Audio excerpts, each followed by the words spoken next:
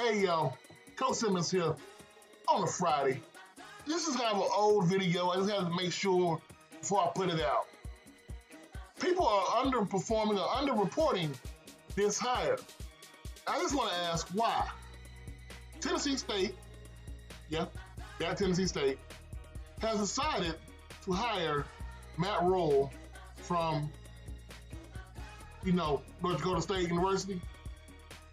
The former coach now going to be hired as the associate head coach and offensive coordinator. He has, quote, "My family and I can be more excited to join TSU because of the people, the vision, the opportunity to positively impact the community and the team. Going to Nashville on a mission to do things at a championship level daily." That's the quote, thanks to HBCU SI.college. So this is my question. Under Mr. Rhule, as offensive coordinator, North Dakota State led the FCS in rushing, yards, touchdowns, offensive touchdowns last year. He's been with the team since 2011, former player and coach. Well, this is my question. We know North Dakota State, a little joke we have basically, they're an FBS team hiding in the FCS. Looking at the schedule for Tennessee State, I'll be honest with you, let's start off the year. Let's go line by line. First, they played Mississippi Valley State at Hale Stadium. That's a dub. Then they go to North Dakota. Even if you say North Dakota State will boat race them, even if you claim North Dakota State will try to break Notre Dame's record, they host UAPB at Tennessee State, Charleston Southern, Linwood, Eastern Illinois, at Howard, UT Martin, West Illinois, Gardner-Webb, and Southeast Missouri State. Who else on that schedule scares you? That's the conference. They're playing the games they have to play. They're playing the out-of-conference games they have to play. Usually when it comes down to a new coach implementing a system, it takes about 2 or 3 weeks for you to see what's really going on. About 4 weeks for everybody to get into a stride. 5 weeks, it's on and popping. With that being said, Valley should be easy.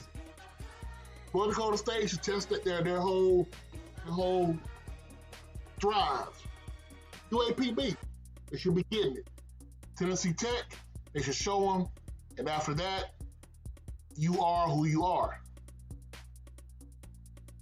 If this coach, if Mr. Rhule is as good as he says he is, if he is the key link to the North Dakota State Bison, if he is that dude,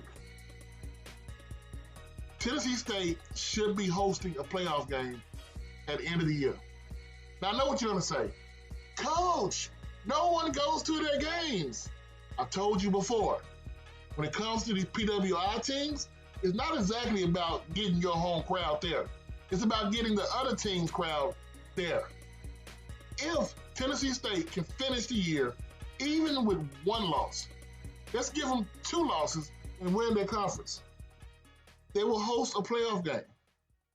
Because the money to bid, there's no city like Nashville when it comes to December. No one really wants to go to play in Richmond. No one wants to go play in New Hampshire. I go there every summer. I don't want to see it in the wintertime. But Nashville's different.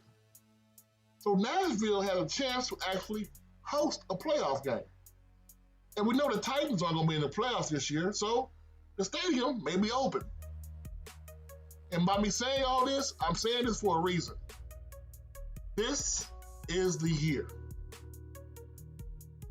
Historically, when you have a new coach take over a program, at the end of year 4, you are who you are.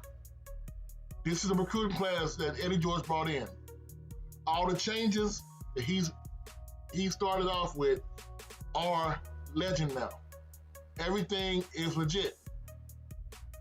You bring in a big-time, powerful, supposedly offensive coordinator to overhaul your offense, to help get recruits in and develop. Because let's not forget, most important part about bringing in Mr. Royal, I may be saying the name wrong, I do apologize. Most important part is the fact that North Dakota State has never beaten anybody in recruiting. They're never going to be in the top 100, top 130. They're going to get kids that everybody overlooks.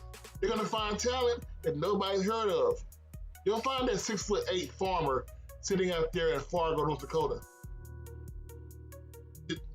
They'll get that quarterback that runs a 4.1 but can't throw the ball a lick over in Plainville, Kansas, and they'll develop him to a Carson Wentz. They get a kid who plays safety, develop him to a Trey Lance. That's what they do. That's North Dakota State. But now you have that ability with a, let's not call it a hot spot, but a team that can recruit because of location. What's to stop them?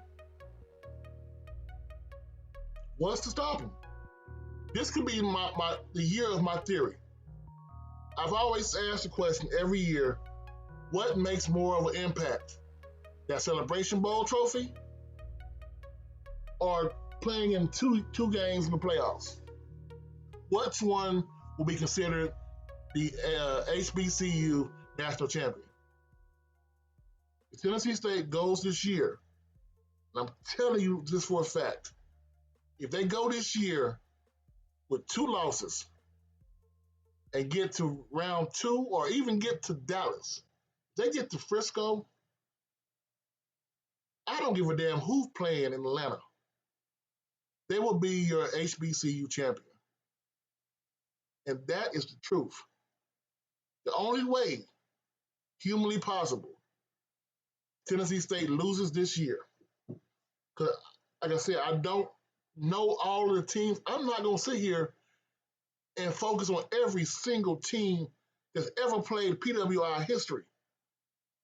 I'm not checking Tennessee Tech. It's not something that, it doesn't interest me. I look at wins and losses. I look at feel of the team, and Tennessee State this year, because of this hire, feels like a team that can go far. Because if they don't go far this year, you are who you are, and you might be looking for another coach. Coach Simmons, I'm out.